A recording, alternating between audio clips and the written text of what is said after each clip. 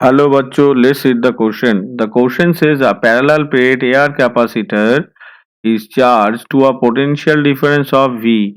After disconnecting the battery, distance between the plate of the capacitor is increased using an insulating handle.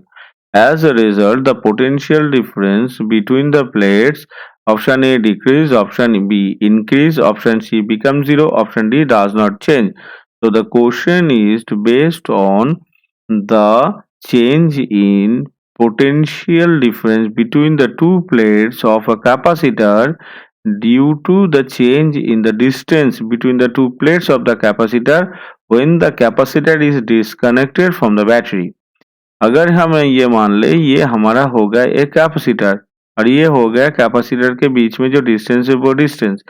ठीक है, तो हमारा ये distance आ गया। अभी देखो, अगर हम इसको डिस्कनेक्ट कर देते हैं तो क्या होगा। अगर हम कैपेसिटर को डिस्कनेक्ट कर देंगे तो उसका जो चार्ज होगा, चार्ज क्यू हो जाएगा कांस्टेंट, चार्ज का वैल्यू आ जाएगा कांस्टेंट। ठीक है, तो चार्ज का वैल्यू कांस्टेंट हो गया।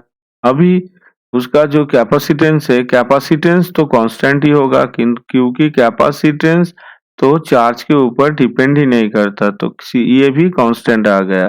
तो चार्ज एंड कैपेसिटेंस दोनों कांस्टेंट हो गया। अगर अभी हम ये देखते हैं तो इसका जो वोल्टेज है, पोटेंशियल या वोल्टेज जो भी बोले, ये इलेक्ट्रिक फील्ड से कैसे रिलेटेड है, E इंटू डी इस रिलेशन से रिलेटेड है। अभी कैपेसिटर के अंदर का जो इलेक्ट्रिक फील्ड है, ये इलेक्ट्रिक फील्ड तो हो जाएगा कांस्टेंट, ये इलेक्ट्रिक फील्ड हो जाएगा कांस्टेंट, यानी कि V प्रोपोर्शनल टू हो जाएगा D। इसका मतलब ये होता है कि उसके अंदर का जो पोटेंशियल डिफरेंस है वो उसके बीच में जो सेपरेशन है उससे प्रोपोर्शनल आ जाएगा। तो अगर हम डिस्टेंस को इंक्रीज करेंगे तो उसका जो पोटेंशियल है और पोटेंशियल भी हमारा धीरे धीरे इंक्रीज करने लगेगा।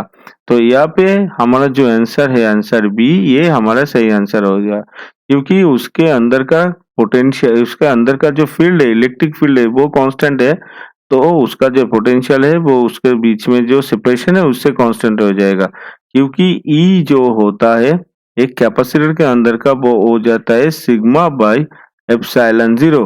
तो सिग्मा तो चार्ज चार्ज डेंसिटी है, ये तो कांस्टेंट है, तो बी प्रोपोर्शनल टू डी आ जाएगा। तो हमारा आंसर आ जाएगा option B. Hope you all understood it well. Best of luck, thank you.